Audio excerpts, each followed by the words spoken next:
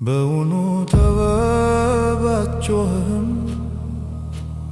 ማስተዋልስ ድምጿን አትሰጥም?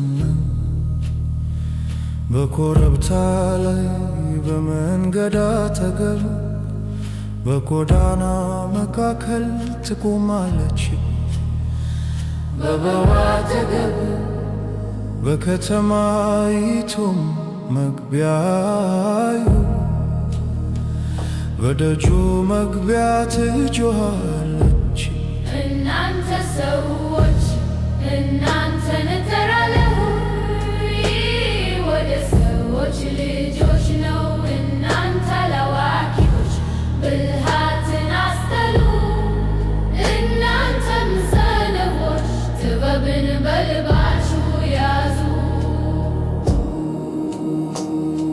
የከበረች ነገርን እናገራለሁና ስሙ፣ ከንፈሮቼም ነገርን ለመናገር ይከፈታሉ።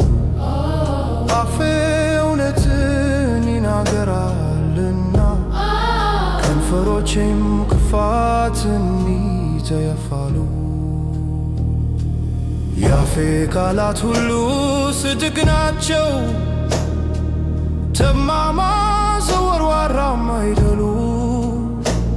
እነርሱ በሚያስተውሉ ዘንድ የቀኑ ናቸው፣ እውቀትንም ካገኘአት ሰዎች ጋር የተስማሙ ናቸው። ወንጂብርን አትቀበሉ፣ ከምዝምዝ ወርቅም ይልቅ እውቀትን ተቀበሉ።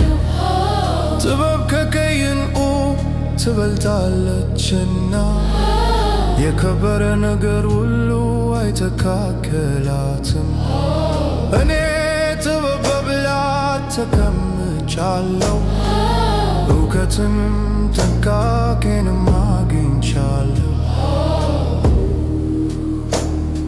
እግዚአብሔርን መፍራት ክፋትን ይጥላል፣ ትዕቢትና እብሪትን ክፉንም መንገድ ጠማማውንም አፍጥላለሁ።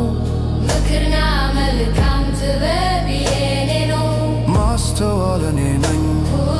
ብርታትም አለኝ፣ ነገሥታት በእኔ ይነግሣሉ፣ ሹማምቶችም የቀናውን ነገር ይደነጋሉ። አለቆች በእኔ ያዘዛሉ፣ ክቡራንና የምድር ፈራጆች ይሁኑ። እኔ የሚወዱኝን እወዳለሁ፣ ተግተው የሚሹኝም ያገኙኛል።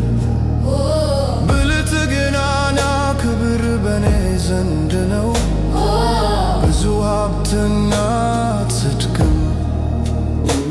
ፍሬም ከምዝምዝ ወርቅ ይሻላል፣ ቡቃያዬም ከተመረጠች ግው። እኔ በጽድቅ መንገድ እሄዳለሁ፣ በፍርድም ጎዳና መካከል ለሚወዱኝ ርስት አወርሳቸው ዘንድ ቤተ መዛግብታቸውንም የሞላ ዘንድ። እግዚአብሔር የመንገዱ መጀመሪያ አደረገኝ፣ በቀድሞ ሥራው መጀመሪያ ከጥንቱ ከዘላለም ጀምራ ተሾ